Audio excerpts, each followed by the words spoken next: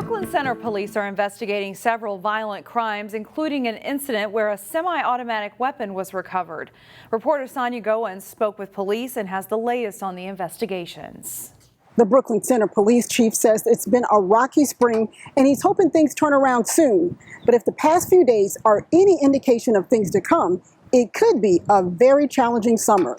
It's been very busy, but that's not unusual with this time of year and the increased heat. It's been a chaotic 2 days in Brooklyn Center. On Sunday, there was a stabbing at an apartment complex in the 6700 block of Humboldt Avenue North. According to police, a woman told them she stabbed a man in self-defense during a domestic assault. That person has not been taken into custody at this time. 30 minutes later, gunshots rang out at the Pines apartment complex in the 6500 block of Humboldt Avenue North. When officers arrived, they found about 15 spent rifle casings in the parking lot. They were able to see an AK-47 style rifle leaning up against the wall. Officers later got a search warrant and recovered a rifle, 2 empty magazines, and an additional rifle casing. This time it's unknown why anybody would be firing the rifle in the lot. This time there's no injuries that have been reported or damaged. And early Monday morning, a passenger in a rideshare pulled out a handgun and robbed an Uber driver at the Speedway gas station off 69th Avenue North and Brooklyn Boulevard. Police say the gunman took a small amount of cash and ran away. The officers set up a perimeter and attempted to track with the canine, but it was ultimately unsuccessful. Brooklyn Center police say there have been no arrests in the recent cases. If you have any information, give them a call. Sonia Goins, CCX News. A shooting in Brooklyn Park has some residents on high alert. It happened late Sunday evening near 83rd and Kentucky Avenue. CCX News reporter Sarah Tamer takes us to the scene. This car with 5 bullet holes was parked in the neighborhood Monday morning, where homeowners say they heard gunfire Sunday night. I went inside and my husband was like, "Did you hear that sound?" I'm like, "Yeah." He's like, "What's that?" I said, "It's fireworks." But apparently it was gun shooting. Katie Boondu was hosting a graduation party near 83rd and Kentucky in Brooklyn Park Sunday night when she heard the shots. We came back inside. We had the shooting, 3 shots. How did it sound? Pow, pow, pow. Brooklyn Park police say a 21-year-old man was sitting in the car around 11 p.m. when someone drove by and fired 5 times. Police say the victim was shot in the hand and is expected to be okay. But neighbors, It's very scary. I did not sleep all night. are now questioning their own safety. I'm curious what's going on in the community and how are we safe. Like I said, we have little kids, they come outside playing. That's the school bus area where the kids stand, and now there's shooting going around there. In Brooklyn Park, Sarah Tamer, CCX News. Brooklyn Park police say they do not have a suspect yet, and they do not believe the shooting was random. They are asking anyone with information to give them a call. A suspect Plymouth police had been seeking in a fatal gas station shooting has turned himself in. Police announced the arrest of 23-year-old Daniel Hart of Brooklyn Park. He has been charged initially with possession of a firearm by a prohibited person.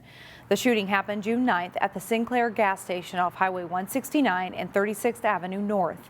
It resulted in the death of a 28-year-old Maple Grove man identified as Marlon Pompey. Police say the shooting was not a random act. Frustrations continued to mount over a lack of yard waste service in the city of Robbinsdale. On Saturday, the city's hauler, Waste Management, was supposed to pick up yard waste that included using drivers from out of state, but that pickup in Robbinsdale never happened. As a result, the city says it's exploring all options. One of those options currently is allowing residents to drop off yard waste at the city's public works site on Tuesday and Thursdays. Waste Management points to a nationwide driver shortage for their problems. We are under a heat advisory this week with the air outside feeling like it's above 100 degrees. There are several places you can go in the northwest suburbs to keep cool, including community centers like the one in Crystal. To cope with the heat, the city moved outdoor programming inside, but there's still plenty of space inside to cool off.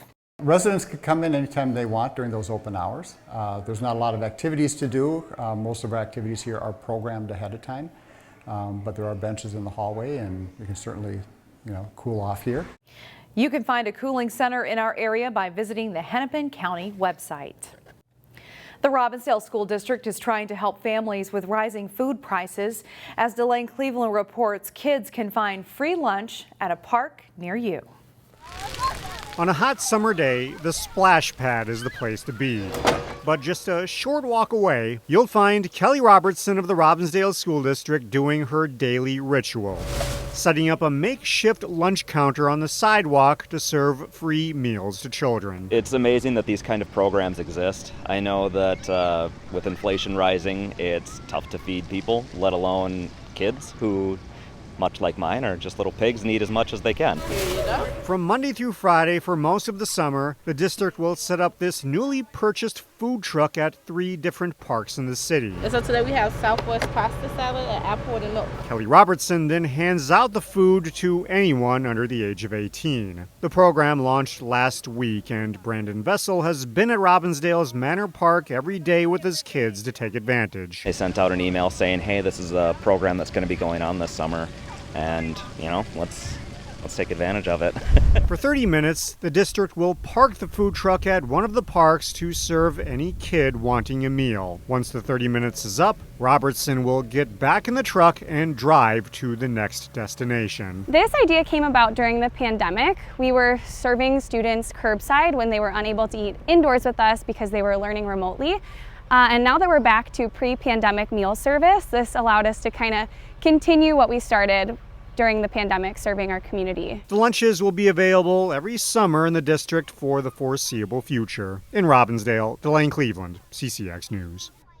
Several cities held Juneteenth events for the first time on Sunday. The federal holiday commemorates the ending of slavery. Brooklyn Center held an event at Centennial Park on Sunday. The day featured food, fun, and games, as well as a community conversation that was attended by Minnesota Attorney General Keith Ellison. Lifting up Juneteenth.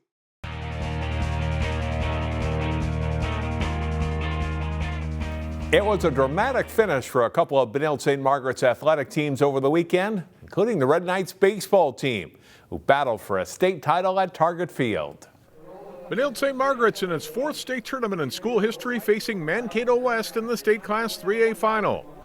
Caleb Koski, who pitched in all 3 Red Knights state games, gets the start and strikes out the Scarlets' Luke Johnson to end the second with 2 runners left on base. Bottom of the second inning, and Benilde's Connor Armand singles to right center field. Daniel Porish comes in to score, and that's the first run of the game. Then in the third, Porish at the plate with 2 outs, and he comes through with a clutch base hit up the middle. Easton Breifogel and Brady Yakish score. The Red Knights are in front 3-0 after 3. But West comes back. Ryan Haley with a great squeeze bunt. Braden Weber scores from third. The Scarlets scored twice in the 5th inning to pull within 3-2. Koski keeps West from scoring again in the inning, though, getting one of his 12 strikeouts in the game here. Top of the 6th, and with Tanner Shumsky at the plate for West, it's a passed ball. Lewis Major scores on the play, and the game is tied 3-3. We go to extra innings. Top of the 8th, with the bases loaded, 2 outs, and Breifogel lays out for this ball in center field, taking away a hit from Johnson and saving 3 runs from scoring. Bottom of the 8th, Thomas Lee at first base for Benilde, and Sam Monk crushes a ball to left field. It doesn't get out, but caroms off the wall and then away from the left fielder. That allows Lee to speed around and score the winning run. Monk gives Benilde-St. Margaret's its first ever state title in baseball. 4-3 in 8 innings is the final. I fell at first base. I actually didn't know what happened, so I was just kind of hugging the bag. And then I saw my first base coach come over to me and give me a hug, and then I knew it was over then. It's surreal right now. I can't believe what we just did, this whole team. It's a great group of guys. We all did our part, we all found our role, and it turned out good in the end. It's impressive what these boys did. We had a goal going into the season, and we just continue to push through it and win the state championship. We see a ton of good pitching in our conference. We see Hokinson twice, who's the player of the year. You know, we see all that. So I always tell them, like, take it for what it is and keep battling, because these types of games, these types of arms, this type is going to help you through a section. It's going to help you in a state tournament. Eventually it did. The Benilde-St. Margaret's boys lacrosse team also played in a terrific state final. Here's Jason Malillo with highlights from that one. For the fourth consecutive season, it's Benilde-St. Margaret's and Prior Lake for the boys lacrosse state title. First quarter, Carson Brandt rips the shot and goal for a 2-0 Red Knights lead. Then Sky Rolled fires and scores, BSM up 3 rip. Time winding down in the first half, Brandt spins and finds Gus Bell and he scores. Knights up 6-3 at the break. Third quarter, Brandt with another nice pass. Dylan Poppin catches and scores, 8-6 BSM. But the Lakers rally. Eric Duford attacks and scores, it's 8-all. Then Justin Simonson snaps the goal, Prior Lake up 9-8 in the fourth quarter. Knights get the equalizer and a goal by Hunter Payer, 9-9, and we would go to sudden death overtime. Justin Dallum comes up with a big save for BSM in OT. Then moments later, Mitch Dockman on the move, and he rifles a state championship clinching goal. Benilde-St. Margaret's wins it 10-9, completing an undefeated season. Our goalie just made a great stop, and then he gave me an outlet pass, and I just ran up the middle, and I saw nobody slid to me, so I just shot it, and it happened to go in. Obviously, for my ticker, I would have liked to be 5 or 6 more, but you know what, for the boys, for the fans, for the state, to continue to elevate lacrosse and have great games in front of everybody that was here tonight, I mean, not a better finish. That was Jason Malillo reporting. The Benilde girls lacrosse team also finished their season with a win, beating Rosemont in the third-place game of their tournament. That's all for sports. I'm John Jacobson. Find more prep sports games and highlights at ccxmedia.org and follow us on social media.